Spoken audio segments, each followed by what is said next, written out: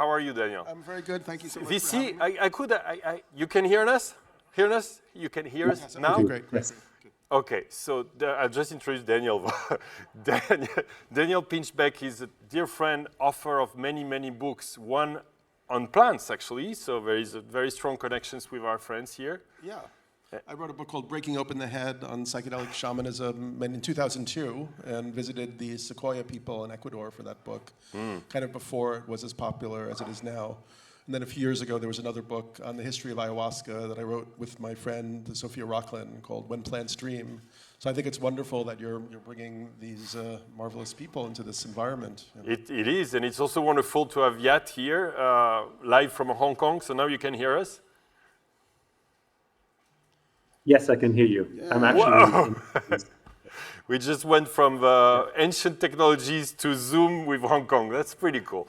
Yat, well, first off, can you, so you are one of the most known and active entrepreneur and investor in the world in Web3 now, right? With Animoca and all your companies. Can you say a word of what you're doing these days? Sure. Animoca Brands is a company that's focused on what we describe as true digital property rights. We today have a portfolio of over 380 companies, but we also incubate and build companies.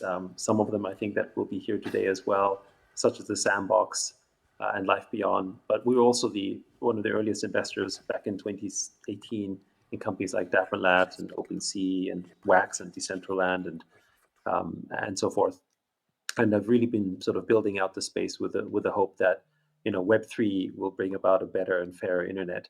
And with that vision, we basically sort of started to grow the space and continue to build. I mean, it's still early innings.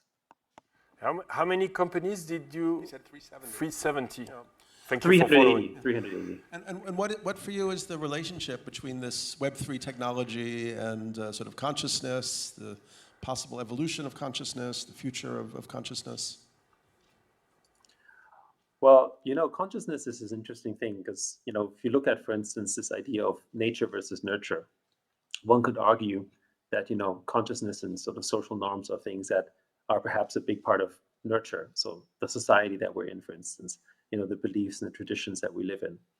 And when you look at the internet, even with the beginning of Web 1, in a sense, especially with Web 2, I would argue that our time, the way that we spend online and Instagram and Facebook is actually a way in which we have started to upload our collective consciousness, maybe inadvertently so, to a broader web. The only issue, of course, in Web 2 is that knowledge and that sort of consciousness that we upload actually doesn't come to serve us. We don't learn more about ourselves. Actually, it's Facebook and Amazon and Google that learn a whole lot about us. In other words, they began inadvertently to control our consciousness because we give them everything that is about us, right? And the funny thing is that what is the value of Facebook if we all stop using it, or the value of Instagram? Nothing, right? And this sort of consciousness is really a form of data. That data is valuable and it creates infinite network effects. Sorry, yeah, you're so saying, Web3, let me see if I understood well. You're saying that Facebook and Instagrams of the world, or those two at least, are at threat of disappearing because we don't own our data there, and that's what the Web3 is going to change. Is that what you're saying? Yes, correct. Because on one hand we could say, we argue that our time on platforms like Facebook or Instagram or even the games we play are actually places where we are freely working for them because we're surrendering our data. But what we're doing actually is more than that, right? It's our identity. Right? Just think about how we value our digital identity, how we value our social life online as opposed to physical. And that actually then sort of yields information about us. And you could argue that Facebook perhaps knows a lot more about us than we know about ourselves, which basically means that are they then in fact in control of our consciousness as opposed to us being sort of knowing more about us ourselves? And this obviously wasn't perhaps part of the original plan, but it ended up being this way. And so I would argue that sort of consciousness is currently become dependent on the platforms as they feed us what perhaps we think we ought to know. I was just hearing the other day that apparently Google will often know whether a woman is pregnant before she knows it. because they'll be seeing, oh, she's suddenly buying something different, or she's looking at different sites or whatever. She's buying ice cream at 2 a.m. or something. But I mean, maybe there's some advantages to that too, in that theoretically, people would be served information that might be most pertinent to them. How do you see that transforming in this Web3 world? Well, so first of all, I mean, it's correct that technology can serve us well if it's there to serve us as the owners of that information, in which we should be making our own conscious decisions as to what to do with it. So in the early days, for instance, one early form of that technology was the calculator. I think some of us, certainly myself, were maybe old enough to remember that calculators were not allowed in school because it was considered a form of cheating. But actually, the moment the calculator came to school, math became a commodity. Everyone could be good at math, and it would free up our creative space to do things that maybe in the past you needed to be good at math to do, whether it's an architect or design or so on, right? So it's an example of technology actually unleashing our creativity, but also perhaps actually bringing out perhaps our maybe better virtues, because we no longer had to be great machines ourselves. We could be creative, we could be inventive, we could actually perhaps fulfill the purpose that we thought we could, because machines aided us with that. And I would say with Web 1, with sort of when, with free information or the distributed information, that sort of was a further fulfilling of that promise. But with Web 2, the problem is that basically that ended up getting into the control of the platforms. And so with Web 3, with the data sort of ownership paradigm, it goes back into the control of the users, because data belongs to us. The data derivative belongs to us, represented in things like non-fungible tokens, or other forms of digital ownership, because data on the public blockchain becomes a public good as opposed to a private one, and allows us to basically to adapt and serve it in a manner that suits us. So this is decentralization in really what this means. And it also means, it's inherently anti-monopolistic, because now I can go directly to the customers of ownership of things, as opposed to having to sort of go through a platform in a permissioned manner. Yeah, please. I'm curious, because you're obviously doing a lot of deep envisioning of this space and the benefits it could have and ramifications and so on. What's your most positive vision for 10 years? Like, let's say this technology really zooms and everybody is, tokenized and decentralized. How is everybody's lives tangibly improved? What's changed in society that makes things even more awesome? Well, so I think one of the big things that happens in Web3 through tokenization is that we can actually have a kind of true stakeholder capitalism. So, we are believers in capitalism, but if you take a look at, for instance, where the world is going, and historically it's always kind of been the case, when the value doesn't accrue to sort of in a distributed and more fair manner, then people start to revolt against that a little bit, right? For instance, the debate that's happening in the US, the fact that we can now actually have a debate that America could potentially become socialist, or at least amongst young people, it's an actual conversation, is sort of an indication where people are going, because capitalism isn't working for them, right? The American dream is, much more alive and well in, for instance, Asian countries than it is, for instance, in America itself, for all the reasons that we already know today, because of the inequity that's provided through this form of shareholder capitalism that we see today. Which basically only serves basically the shareholders and perhaps the management of those companies, but actually not everyone else, which we can see in the biggest data platforms out there, like Facebook, Apple, Google, whatsoever you want to name it. In stakeholder capitalism, everyone sort of participates. So in Web3, because of ownership, let's say for instance, if you own land in Sandbox, or if you basically are a token holder, you're not actually just a consumer, you are a customer owner.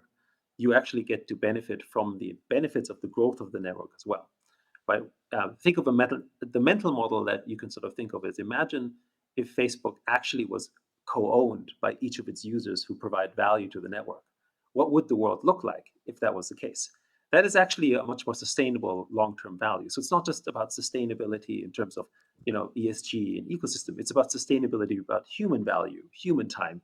And so we think the future of Web3 will sort of provide a better kind of capitalism, which is more fair and more equitable. And also, it basically provides an environment where you have more distribution. So which means there's going to be more SMEs, more smaller companies that can succeed, because Web3 is inherently anti-monopolistic. And also, I think that because you get engaged with financial knowledge at a much younger age, because you deal with real financial value, we're going to have much more people financially aware, right? Our children, for instance, who will be playing blockchain games, actually will learn about financial systems at a very young age, because we don't teach children at school, right? And it's kind of crazy because the whole world operates around value and money in a way, but we don't teach them anything about it until they go to college, and they have typically debt, which is basically another kind of indentured servitude. So instead, if they can actually go to college with a small portfolio or knowledge of financial systems, I mean, if you think about the history of credit card debt, I mean, that was an example of another kind of predatory capitalist setup to take advantage of people who didn't have financial knowledge, right? And then they had to be regulated against. But again, if you educate people at a younger age about this, then they won't be vulnerable to these things. And actually, again, there's going to be not this kind of financial information asymmetry that we have today. So one last question for you. Thank you so much. I'm curious about. We just saw this wonderful presentation by these people from indigenous communities in the Amazon. And we know that the Amazon is facing tremendous challenges right now. I mean, some people say that it might start to collapse as a functional ecosystem in 15, 20 years, the way it's being developed and so on. What kind of value do you feel that this Web3 technology could serve for people like these indigenous people who are involved with stewardship and want to protect the health of these precious natural environments, which aren't really necessarily don't really fit in the Western development models. They have their own ways. And yet you cannot see. No, I have a microphone. You cannot see because you're on Zoom, but they're right here. Yes. They are with their feathers seated first row here, great. which I love because generally people who come to speak, they come and speak and they leave. Now we have them here. So it's how I feel. Like, thank you for asking this, because I went many times, and each time I go, I used to see a lot of forest and some deforestation, and now I see a lot of deforestation and some forests more and more, and the tears come to my eye when I say that. So I can't, how do you're a leader of this world with 400 companies, with a company that has $5-6 billion of market cap. I don't know how much, but we're talking billions of dollars, with a global footprint. How do you think what you do yet, and all your companies, can not specifically change, magic stick this problem, but improve and maybe more systemically, systemically, how this Web3 transition can help some of these intractable. Let me sum up. Yet, when you die, very simple question. When you die, what will you have accomplished to help, that you think really helps? Right. So There's some clapping in the room. Very easy question, right? Okay. So yeah, of course. Yeah. Okay. So first, I would say, just specifically to the question about what it means for smaller communities, whether they are indigenous tribes or whether they are small groups or small businesses. One of the things that Web3 does, because of the redistribution of and sort of capital formation of digital data, which is our time, right? Because we spend most of our time online, which we argue is the most valuable part of our life today, will go back to us as users. So we think and believe in this concept of universal basic equity, because equity is actually what we are able to generate through our time and attention, right? It's the true meaning of creative capital, which has been sort of rung hollow in the past because we don't actually own that. We give it to someone else. And what we've seen with, say, for instance, blockchain games, is the benefit of that capital formation, as we've seen in the digital world, in the physical world, the value of property rights actually isn't a value of, say, 10 or 20%, but it's a value of 20 or 30, 40x, because these are new kind of sort of digital economies that are springing up in the same way that physical economies have looked at. So, very simple example. If you look at a country that has very low property rights, say North Korea as an extreme example, it's a very low GDP, it's a very low economy. Whereas actually when you go to sort of the US, for instance, or France, for instance, with stable property rights, you actually have a very high GDP and generally high wealth in comparison to those places.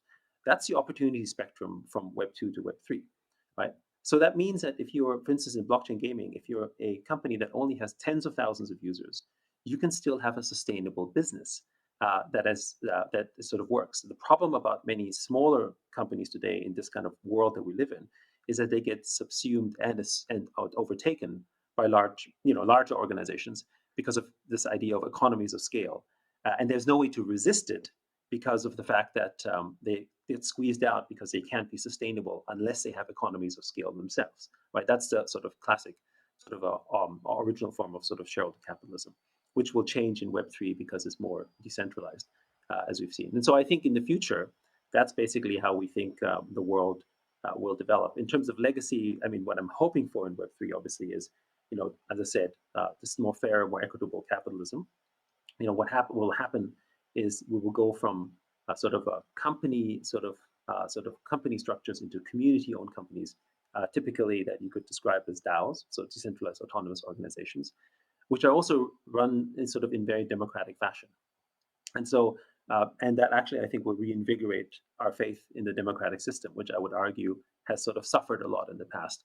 And arguably, actually, capitalism or the sort of anti-capitalist movement has actually driven this sort of movement towards sort of almost anti-democratic, you would say, because right. So it's like what George Washington said, right? He said that sort of freedom and property rights are intertwined; they are inseparable. You can't have one without the other. And the same, I would say, argue is true for digital freedom. You can't have digital freedom without digital property rights. And for groups like, for instance, the indigenous tribes, they have to broadcast themselves digitally, of course, but they can't necessarily do this in a sustainable manner in Web 2 because, Spotify will pay them just cents on the dollar, right? YouTube will pay them almost nothing unless they have, 10 billion views or something, right?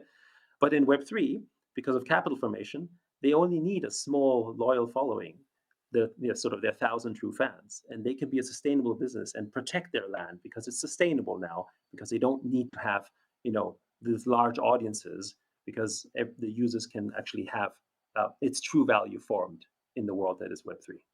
Yeah. Thank you so much. We're a bit out of time, and I know it's like 3 a.m. What time is it in Hong Kong right now? No, actually, I'm in the Middle East, so it's not too bad. Oh, in the Middle East, of course. Sure. I wish you were here with us. We have more than 30 countries in the room. But next time, I'm sure. Thank you so much for spending this time with you. I know you're very busy, and we have so many speakers. This is going to be a little frustrating, but that's how we like it, right, to do it, 20 minutes, 30 minutes, and we go to the next and to the next. Thank you so much, Yat, for sharing some time with us. A pleasure. Thank you. And for doing, Yat is one of these few entrepreneurs that is really interested in helping changing the world for the better. So hopefully we get to do things with the room as well, and one of the hundreds of companies that you invested in. Thank you, Yat. Thank you very much. Great to talk to you.